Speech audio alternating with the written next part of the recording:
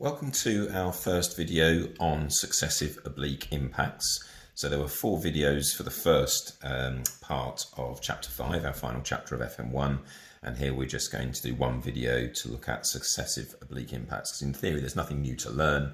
It's just setting out our work in the most sensible way to ensure that we don't make errors when we've got successive impacts.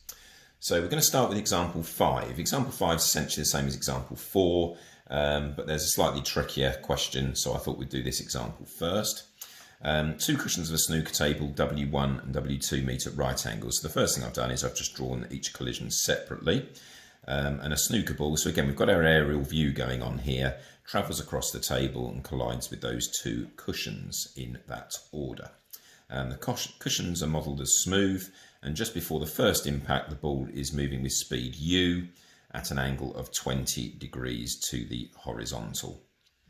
And the coefficients of restitution here are different, whereas in the first question they are the same.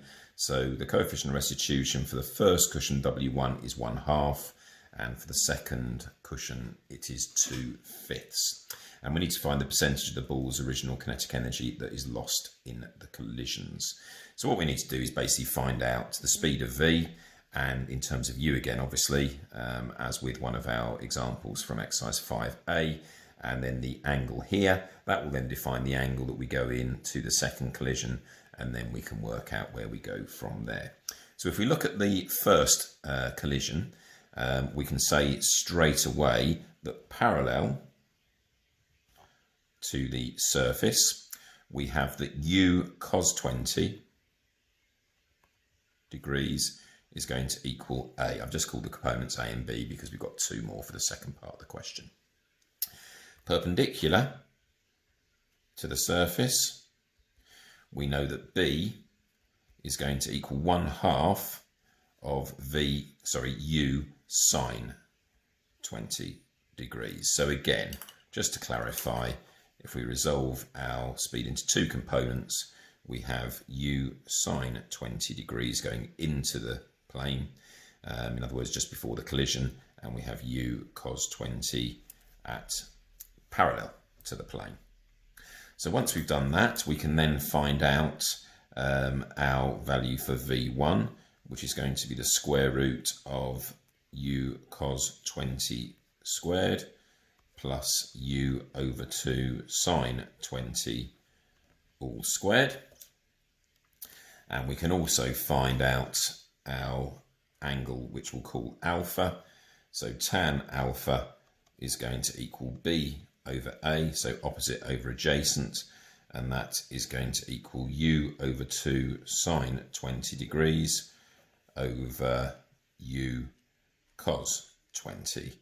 So the u's cancel out, and you can see that we've got tan 20 degrees over 2 for our angle. So using our calculators, we have that V1 is going to equal 0.9511 of u, and here we have, once we've done the inverse tan of 1/2 of tan 20, we have that the angle there is going to be 10.314 degrees. Now I'm going into a little bit more detail, so we're going to carry those into the next part of the question. Now, if the angle here is 10.3, for example, degrees, then we can see that the angle going into the next collision is going to be 90 minus alpha. Obviously, if I drew the vertical there, you'd see that we'd have a right angle triangle. So again, if that was 10 degrees, then that would be 80. So to be just a little bit more accurate here, that means the angle from the horizontal, well, from the vertical in this case, that's going into the wall is going to be 79.7 degrees, and therefore we have going into the wall here, so parallel to the wall, we are going to have that V1 cos 79.7 degrees is going to equal C, because again we're parallel to the surface, so the speeds remain unchanged. And then perpendicular to the wall, we're going to have that D is going to equal 2/5, remembering the coefficient of restitution for our second wall is different to the first. So 2/5 of V1 sine 79.7 degrees. So we have our two components, and we can then work out that V2 is going to be the square root of V1. Well, if I write that down there, we've got 0.9511u, that's plenty detail, times by the cos of 79.7 degrees all squared, plus 2/5 of 0.9511u times by the sine of 79.7 all squared. And that gives us a value of V2, which is going to equal 0.4129u. Now in this case, I don't actually need the angle here, because the question is asking about kinetic energy. If I did want to find the angle with which it leaves the wall, then obviously I would just use the tan beta, whatever angle you want to give there is going to equal d over c again. But as I say, this question was asking about the percentage of the ball's original kinetic energy that is lost in the collisions. So I'm going to stop there. So we have our kinetic energy at the start is going to equal 1/2 of mu squared, and our kinetic energy after the second collision is going to equal 1/2 of m times 0.4129u squared. When we square our value there, that is going to equal 1/2 of m, and we have 0.17u squared.